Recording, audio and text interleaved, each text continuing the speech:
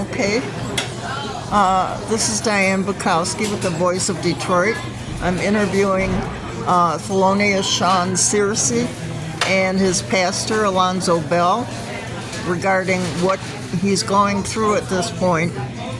Shawn was exonerated by Judge Thomas Hathaway in 2022 of a crime that he did not commit. He has a confession during his evidentiary hearing.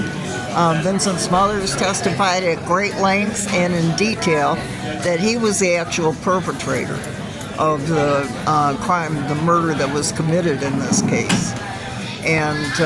But however, and Judge Thomas Hathaway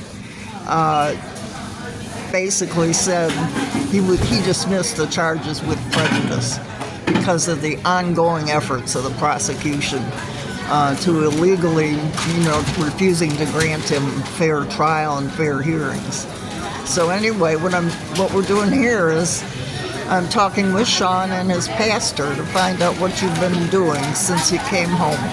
Shawn, first of all, because I know you've been involved in a lot of activities in the community. I've just been doing community activist working with the youth, stopping a lot of negativity, utilizing conflict resolution skills, and basically just paying it forward. Paying houses under 48205 for all senior citizens, absolutely free. And we're involved with Team Pursuit, the CBI flag football team. Just basically just trying to restore the community, bring life back to the community, bring back love and unity to the community. Okay. And Pastor Bell, you have some personal experience with Mr. Searcy? Thelonious has been home. Number one, how we met is that Thelonious had been saving lives for a long time. And even when he was incarcerated, he was saving lives. And he saved my brother's life that was incarcerated in the same place. And from that moment on, I knew he was a good person. So when he came home, we linked up because of the work that I was doing in the community already. So I run a nonprofit called Redeem Detroit. We used to work with returning citizens, but now we work a lot with young mothers.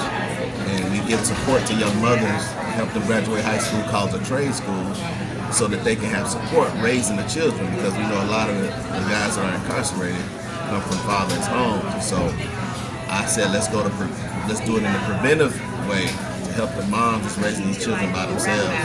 And so we teach them these different skills. And so Thelonious, he came and he also helped me with the skilled trades portion. He teaches the girls how to do drywall, teaches even the young dads. So he's just very instrumental in making sure gang violence is curbed, because he's such a figure in our neighborhoods that people respect him, and these young people respect him, and they see the change in him, and he exuberates positivity.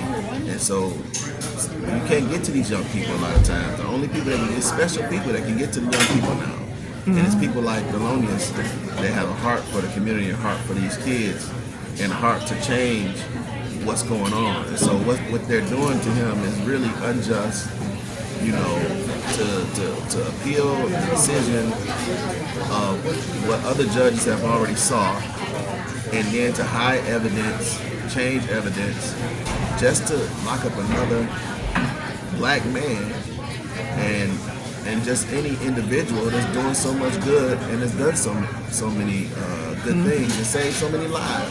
He's stopped so many gang and turf wars since he's been home. When the police officers up there talking about how the homicides are down, it's because of guys like Thelonious. It's these community brothers that's in there doing the best they can to reach those that they know they have influence over. Okay, Shawn, can you talk a little bit about the pressure that's putting on you and your family? First of all, tell me, you're a husband and father and grandfather. Can you just tell me a little bit about that? You've been married. I wouldn't say it's putting pressure on me. I would say it's an inconvenience. because it's disrupting my life.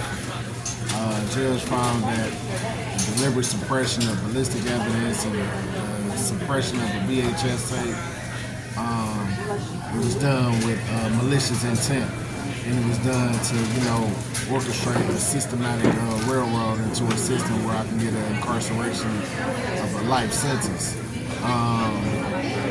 What's taking place with, those in power is they're turning a blind eye to what's actually happening within the city of Detroit. And